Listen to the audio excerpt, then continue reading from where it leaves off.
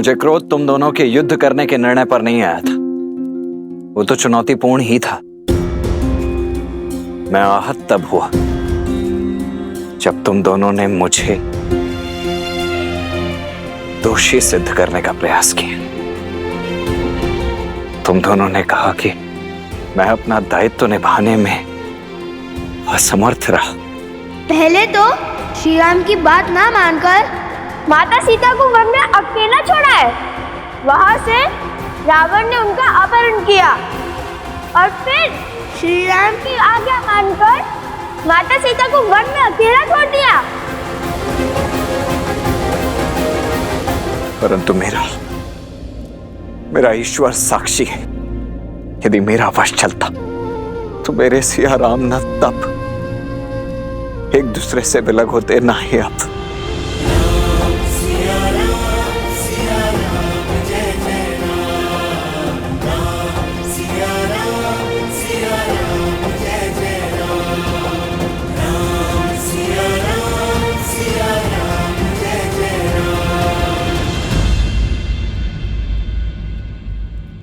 इसी पाप का प्रायश्चित करने आए हैं हम।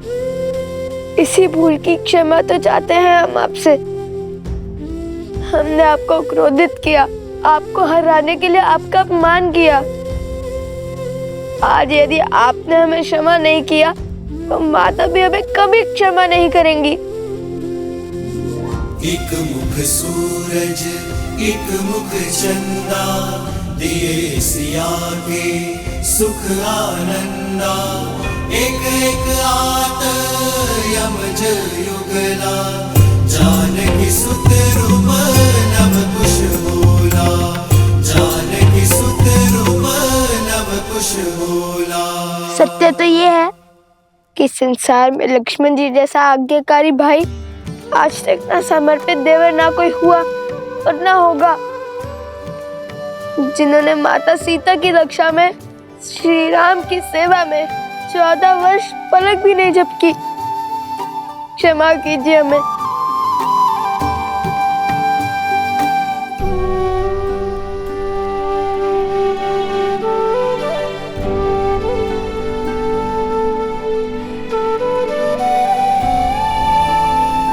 अंततः आज ज्ञात हो ही गया कि वीरता के साथ साथ विनय भी है तुम दोनों में।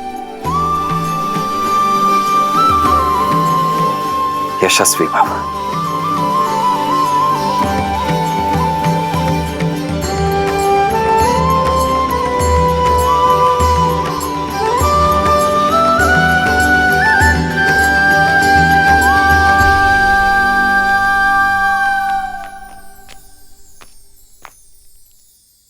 हम पूरे रघुकुल से क्षमा चाहते हैं।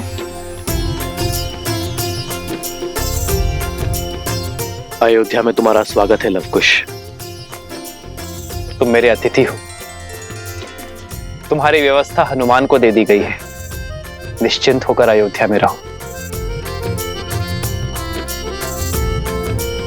और अयोध्या को अपना ही घर समझो। और अब मेरे एक प्रश्न का उत्तर दो। तुमने मुझे और जानकी को मिलाने के लिए मुझे ही चुनौती दे बैठे। इतना बड़ा संकट उठाया, अपने प्राण तक दांव पर लगा दिए। दो अपरिचितों को मिलाने के लिए इतना कुछ क्यों किया तुम दोनों ने? उस भूल के लिए हम क्षमा प्रार्थी हैं। हमें स्वयं अब समझ में आया है कि हमारा युद्ध आपसे कभी था ही नहीं, बल्कि आप जिस प्रजा को बचाना चाह रहे हैं, हमारा युद्ध तो उसके सोच के विरुद्ध था। उस लोक अपवाद के विरुद्ध जिसके कारण आप और माता सीता अलग हुए। ये संसार उचित अनुचित, धर्म और अधर्म, न्याय और अन्याय का अनूठा संगम है लवकुश। किंतु जब जब कुछ अनुचित घटता है तो उसका दायित्व लेकर अनुचित को उचित करने का प्रयास करना चाहिए, ना कि अनुचित को अनुचित सिद्ध करने का प्रयत्न। और हर बार उचित अनुचित का भेद मिटाने के लिए शस्त्र नहीं उठाने पड़ते लवकुश। दृढ़ निश्चय कर समाज को समझाने की पहल करनी होती है। मेरा और सीता का पृथक होने का निर्णय भले ही हम दोनों का था, किंतु हमें मिलाने का निश्चय हम समाज से चाहते हैं। और हमें पूरा विश्वास है कि एक दिन ये समाज अपनी सोच अवश्य बदलेगा। आपका निश्चय अब हमारा उद्देश्य है। और इस बार हम विजय बल से नहीं, अपने गुरुवर की दी हुई शिक्षा से पाएंगे।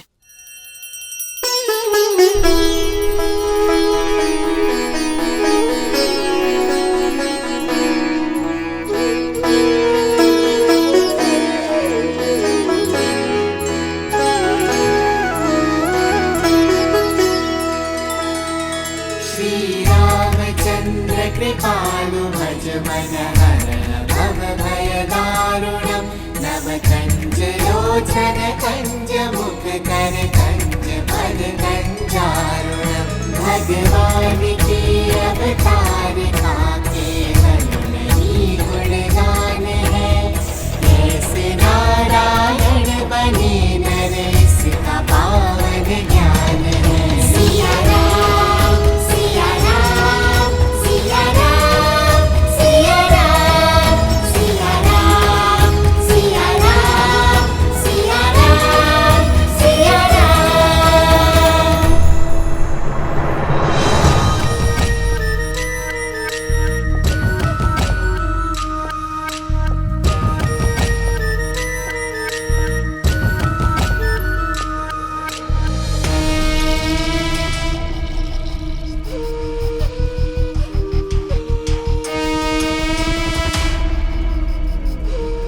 भैया, समय अभी शेष है, क्योंकि अभी तक लव और कुश ने राम को सत्य नहीं बताया है और अयोध्या वासियों को भी नहीं पता कि वो दोनों राम और सीता के पुत्र हैं। भैया, वर्षों पहले जो लोकपवाद का खेल आपने खेला था, उसे संपूर्ण करने का समय आ गया है भैया। असुरी सोच और स्त्रियों के अपमान का जो बीज आपने जनमन में बोया था, वो परिपक्व हो चुका है भैया। उसे काटने का समय आ चुका है।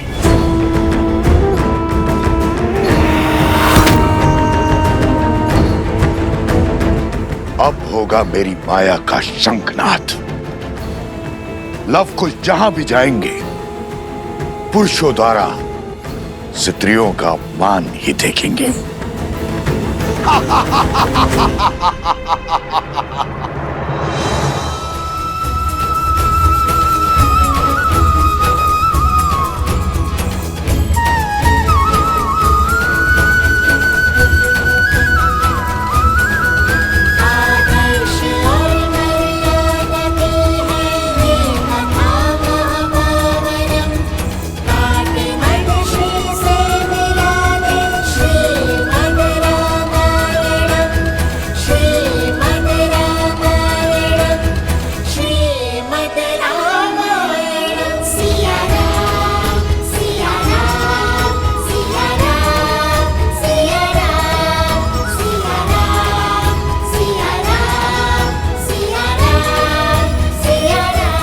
कभी कोई कार्य अच्छे से नहीं हो सकता तुम स्त्रियों से।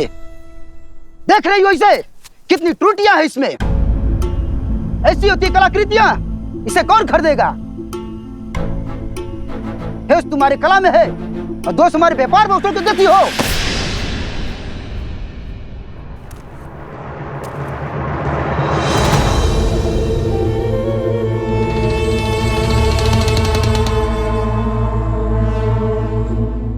अद्भुत।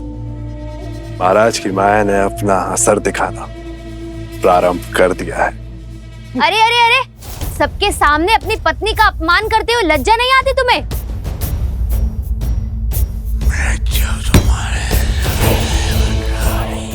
दुस्साहसी है तुम्हारी पत्नी।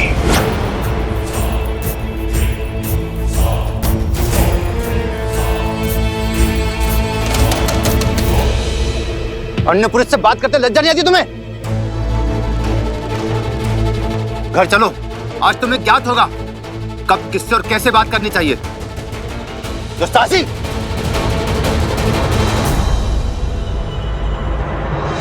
भैया, धर्म की अयोध्या में इतना अधर्म, कैसा विष घुल गया इनके मस्तिष्क में। हमें क्रोध को नहीं, कला को अपना अस्त्र बनाना होगा कुश।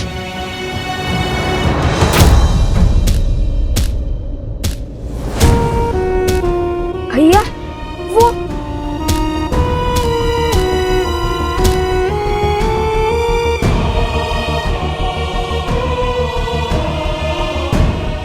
स्त्री कौन है जो इन स्त्रियों का कष्ट देखकर इतनी व्यथित हो रही है? चलो चलकर देखते हैं।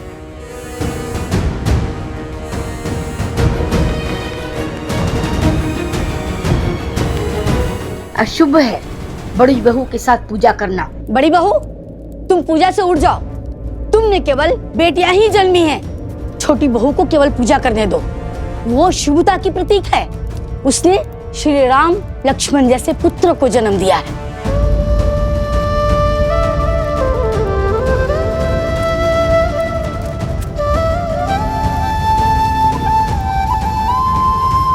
लगता है अयोध्या को केवल श्री राम की आस है, माता सीता की नहीं।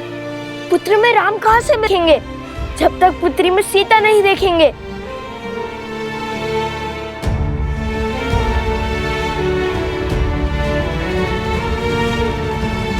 अभी तक जल नहीं भरा, कोई कार्य समय से नहीं होता तुमसे। मैं पूरा दिन खेतों में बैलों की भांति जुटता रहता हूँ। तुम सारा दिन सखियों के साथ बैठी बतियाती रहती हो। गृह कार्य भी ठीक से नहीं होता तुमसे। शीघ्र चलो, सूर्यास्त होने को है। हाँ, यदि मेरे पति ने मुझे सूर्यास्त के बाद घर से बाहर देखा तो अनर्थ हो जाएगा। महारानी सीता के त्याग के पश्चात सोचा था परिस्थिति बदल जाएगी, किंतु सब विपरीत ही हो गया है। चलो।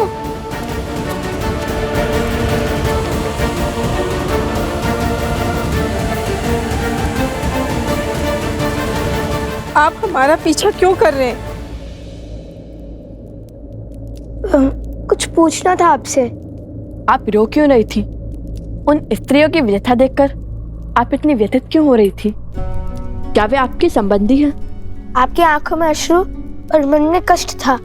सिर भी पीट रही थी आप अपना। यदि आप उनका दुख समझती हैं तो उसे कम करने का प्रयास क्यों नहीं किया? आपका पीछा करते हुए जब अयोध्या की गलियों से निकले तो अयोध्या के घरों की कहानी पता चली। हे देवी, कृपया करके अपना परिचय दीजिए, अपने पीड़ा का कारण भी बताइए।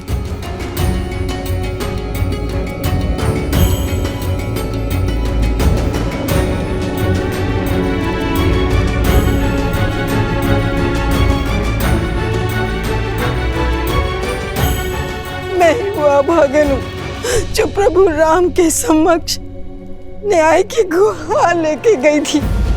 भयानक आंधी और वर्षा हो रही थी, इसी कारण मैं अंधकार के पूर्व घर न लौट सकी। सिर्फ इसीलिए मेरे पति ने मेरा बहिष्कार कर दिया। चयन आपको करना है महाराज, या तो आप न्याय कीजिए या तो फिर मुझे आत्महत्या करने की अनुमति दीजिए महाराज। अयोध्या के महाराज ने मुझे न्याय तो दिया, किंतु उस न्याय का दंड भोगना पड़ा अयोध्या की महारानी देवी सीता को।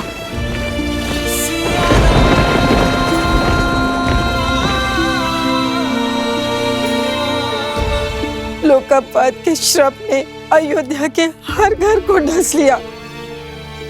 मैं वो पापन हूँ जिसके कारण इस समाज ने सीता और राम को भिन्न किया। मैं ही वो पापनी हूँ, इस अधर्म की उत्तरदायिनी हूँ। मैं तो स्वयं को मार के इस पीड़ा से मुक्त भी नहीं हो सकती, क्योंकि मैं एक माँ हूँ। और अगर मैं मर गई तो मेरे बाद मेरे संतानों को कौन संभालेगा? कौन संभालेगा? कौन संभालेगा? हमारी अयोध्या पहले ऐसी नहीं थी, फिर न जाने कैसे प्रजा की सोच इतनी मलिन हो गई। श्री राम अयोध्या के राजा हैं, यदि वो चाहे तो एक आदेश पर क्षण भर में सब कुछ ठीक हो सकता है। भला उन्हें कौन रोकेगा? पर वो भी इस वियोग को सह रहे हैं, क्योंकि वो मर्यादा पुरुषोत्तम है जो अपनी सोच दूसरे पर आदेश के रूप में नहीं थोपना चाहते। वो चाहते हैं कि स्वयं की अनुभव से अयोध्या की प्रजा की सोच बदले, पर ना जाने ये कब संभव होगा, ये कब संभव होगा।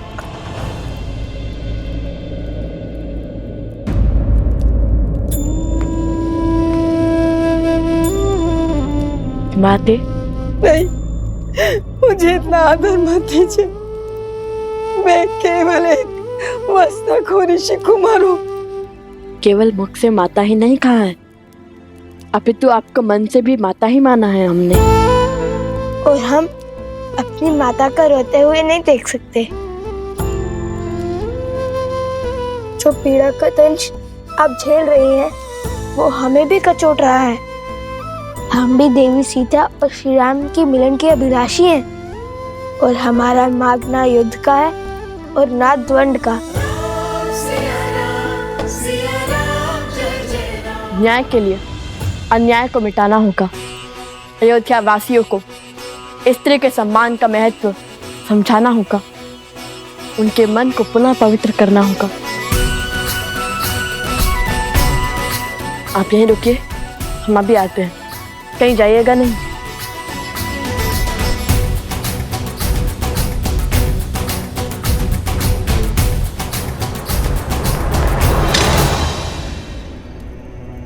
अरे भीतर कहाँ चले जा रहे हो? श्री राम से मिलने। और हम तुम्हें जाने देंगे?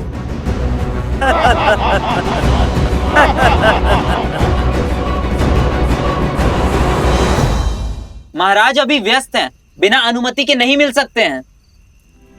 जाकर कहिए ना उनसे कि हम अति आवश्यक विषय में मिलना चाहते हैं उनसे।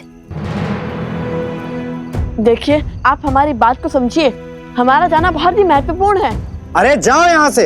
अरे मैंने कहा ना, जाओ यहाँ से। कृपया करके हमें जाने दो ना।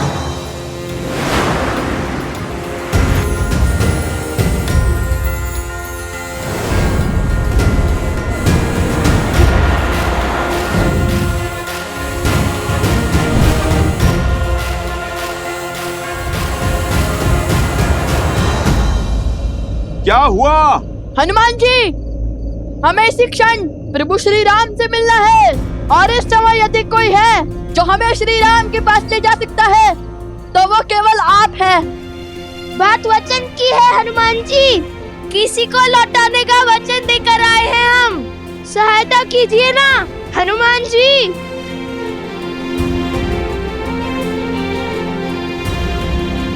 वचन में बंधे हैं तो सहायता करनी ही होगी। रघुकुल वंशियों का वचन टूटना नहीं चाहिए। चलिए।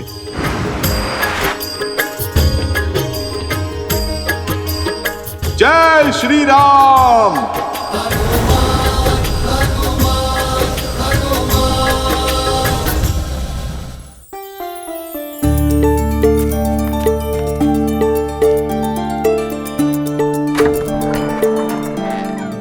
मंत्री जी, महाराज का आदेश है राज भंडार से 20 सेर अनाज परिवार गर्षित क्षेत्र में शीघ्र ही पहुंचाया जाए, और नदी पर सेतु बनाने के लिए धन भी राजकोष से मिलेगा।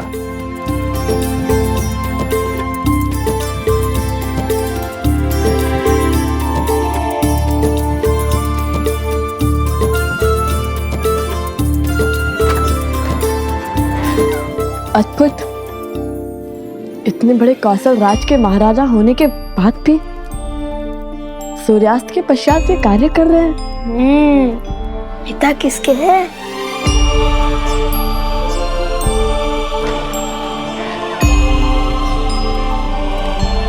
चलिए, प्रभु ने आप दोनों से मिलने की आज्ञा दे दी है।